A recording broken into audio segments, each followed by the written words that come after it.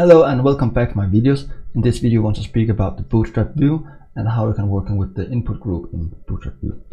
It's the way where you can group together the input fields if you want, and you can append and prepend boxes between. It's very useful and making your life easier when you're designing the website you're working on. And that's what we're going to learn today. I really hope you stay here the full video, and I'm really happy to have you here today. Don't forget to subscribe to this channel. You can go in the right corner below and press the ding, and then you got subscribe my channel. And all the code will be found on my GitHub profile. You can scroll down in the description. I'll get the link down below, and that's what you need to know before we got starting about the bootstrap view and the input group video here. So thank you to have you here, and let's start into coding. Let's starting with building the first very basic input group. We just say input group, and then we close it down here and say b form input.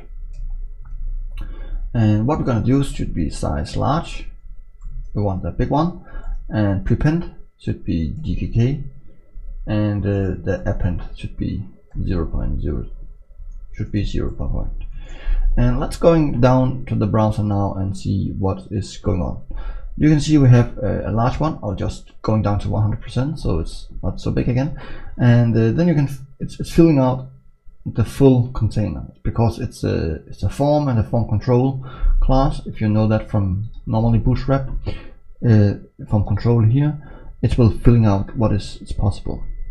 So that's the very basic about how you can use the group. You don't need the prepend and you don't need the append, but that's how you can work pretty easy about that.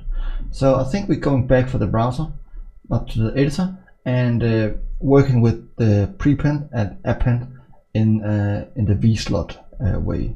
So let's going back for the editor here, and then we're ready to starting up. So make a HR tag here, and then we need to be input group, and then we can just do this one, and I will just say template. Oops, just say the template here, and then we say v slot is prepend, and the prepend we need the input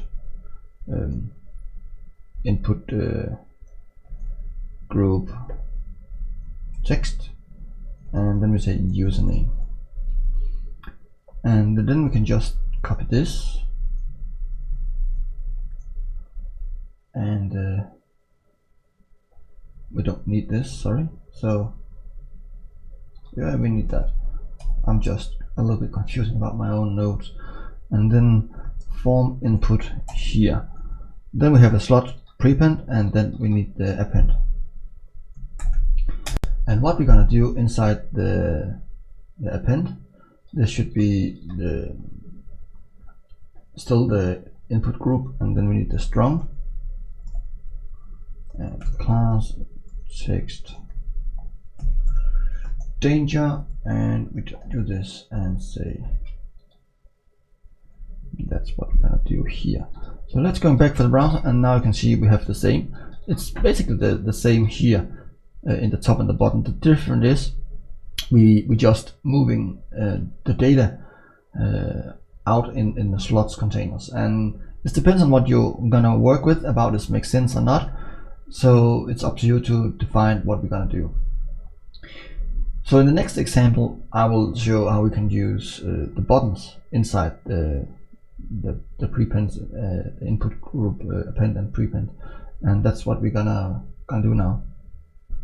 So let's go back for the editor, and we need to go down here and say this one, and we need to say b input group, and now I want to mix it up. So let's say prepend the username, and going inside and b form input, and then we can use the b input group append. So you can use this too, and you don't need to use the slot here, but this is allowed to do. So you have 3 different ways to append your data. And then we need to button and variant. We need the outline succeeds, and we just say the button, and the next one should be info. Now we combine the 2 different buttons inside the group append, and let's see how it's looking. And you can see it's still itself know how it should be, and we have the username here. We can say demo user here, something like that, and then you have the buttons. So that's what we're gonna work with. And of course, it's supporting about the drop down buttons, and I will show how we can work with the drop down buttons in the next example. So let's go back for the editor. Let's build the HR here and copy this one up, and I will just copy it below here, and then we are ready to edit the content. So let's go inside here and be drop down, and what we're gonna do here is we just say the text should be drop down, and variant should be succeeds, and then we say be drop down, and it's an item, action A and action B, and so simple it is. So let's go back for the browser here. Now you can see we have the username again, and we have a drop down, and you can just pick up which one we want. It could be something like this one, mark it completed. It could be anything about that. So yeah, that's working pretty good. The last example I want to show you, it's about how you can switch on and off in a group, and how you combine with the JavaScript too. It's a little bit more complex, but still pretty simple to work with. So let's starting to do that. I will just say be input. We build it from ground again, so you can see how we do it. Input group, and then we want to say the be input group append. I'll just say prepend, and then we say is text, and be form checkbox, and switch clause, and mark and write here, and the v model should be switch value, and inside the checkbox we want to say span class read only, and then we say switch